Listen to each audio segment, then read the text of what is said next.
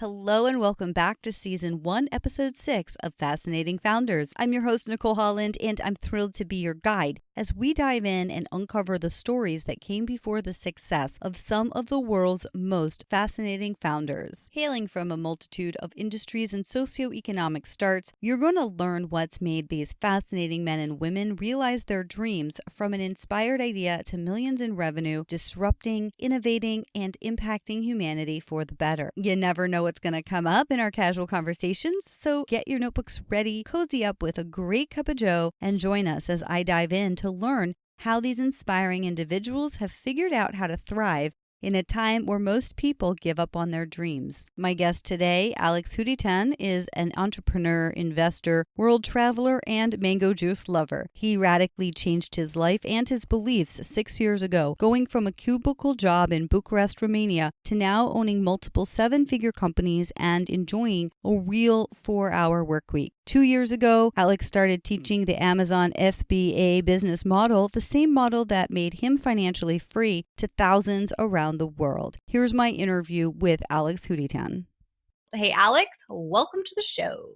Hey, Nicole, thank you for having me. Such a pleasure. I'm super excited to have you here and dig into some of your wisdom and experience that my audience is going to love to learn about. I like that. Yeah, sure. Let's dive in. Sure. Awesome. So my first question is, in your bio, you say that you radically changed your life and beliefs 6 years ago. What was the catalyst for this change? Right. Well, I was born in a communist country. That's Romania, and everything changed in 1990s when, well, we got out of communism, and everybody started to want to have freedom and prosperity, whatever that meant for anybody, their own definition of that. And for me, I went to university, I got a job, and I was working in a corporation. Like I said, had a fancy title. It was customer engagement management advisor, and I was being paid more than the average in Romania. The average in Romania is about $400 per month, and I was getting about 1,000.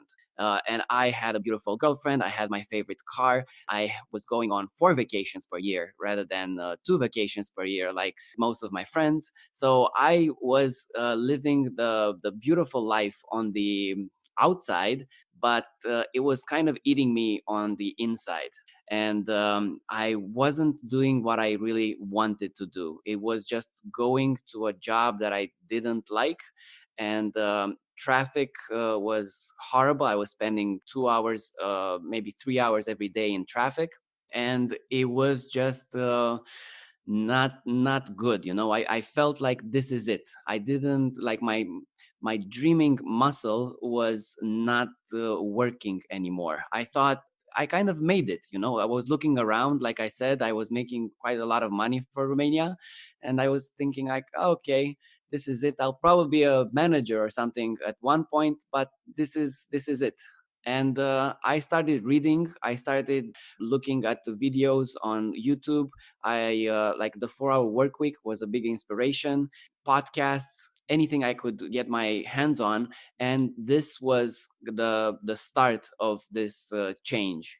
This is how I started. Cool. So what did you recognize at that time then? It was that vision and that dream that you wanted more. And I guess that you wanted to do something you loved, but how did you decide on what to do? Like, did you try a bunch of things out? Did you have a clear expectation of what it was going to look like? Like, what was your process for going from the recognition to the actualization? Yeah, that's a good question. So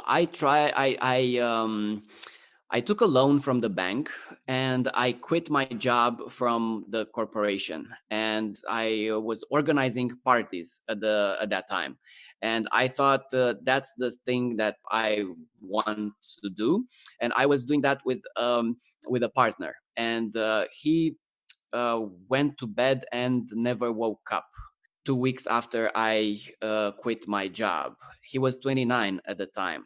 This was a big shock for me, and it literally made me audit my life and see what actions I'm doing every day that I really like and what I don't like. So with the organizing the parties, it was so awesome to be the host of them and also to work on marketing. And I liked psychology and how to attract people to these parties, but I didn't really like the negotiation with the clubs, making the menus and all these details. So I quit doing that. And I started different businesses. I started a magazine. I was an agent for a while. I worked in real estate. I had another thing with cars from the European Union, bringing them to Romania, a different gifts shop, a lot of things, but they weren't making me any money.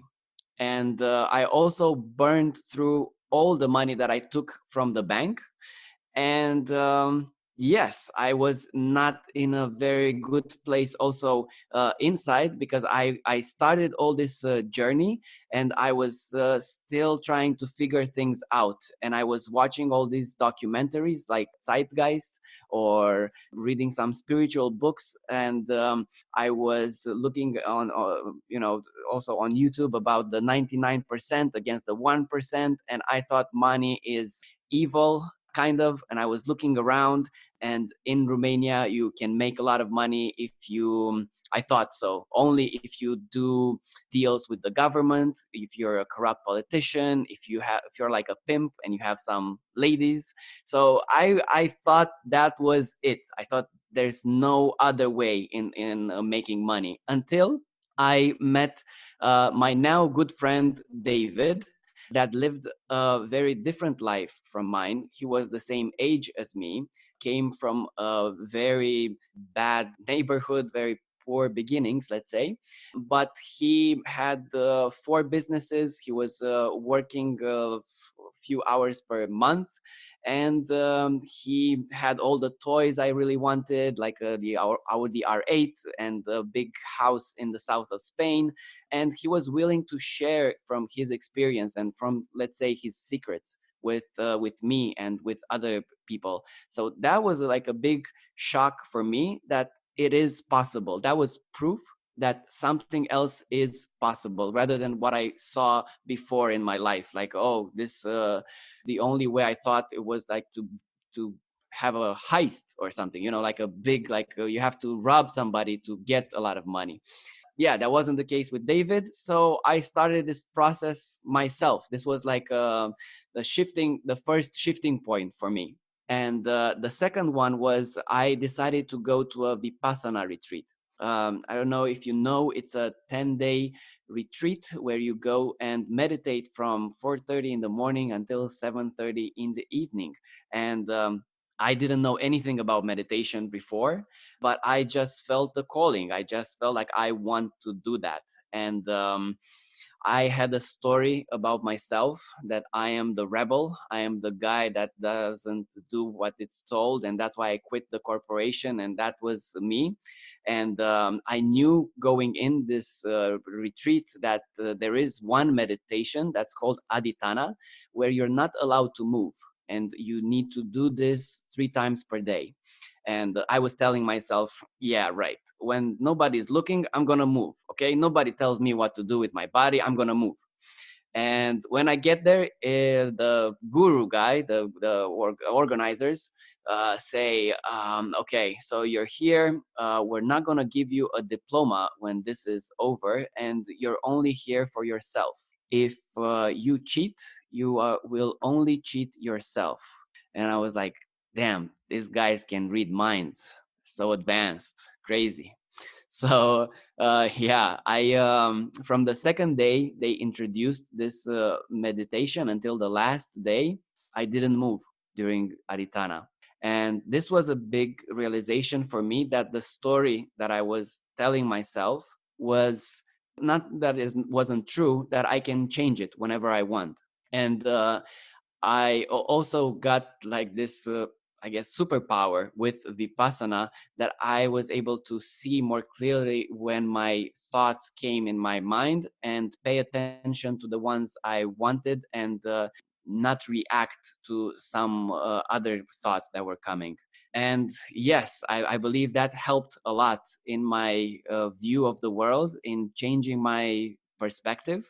And then I guess the third shift for me was being in a mastermind, and all of us wanting to start this business. So everybody wanted to start a business on Amazon, with Amazon FBA, but we didn't go in the same on the same brand together. Like we weren't partners. Each of us had their own business idea, let's say the first product, but we were meeting twice a week at my small apartment in Bucharest, and we were, holding each other accountable. We were talking, we were sharing everything we knew. And as I said, I had already burned through all the money I had, so the only thing I had left was my car. So I sold my car for the first inventory, and it was a success. And from the first month, I was making about $3,000, and then kept on going. In about 3 months, I was making about $15,000. And in about 5 months after I started, I got a big suitcase. I put my favorite clothes in it, and I started traveling around the world. And I've been doing that for, yeah, it's been 5 years now. Wow. So 5 years, and you've continued growing that business to where is that business today? I know you have a multiple Yeah. businesses. Where is that one today, if you don't mind, in monthly? Yeah, that business is a seven-figure business.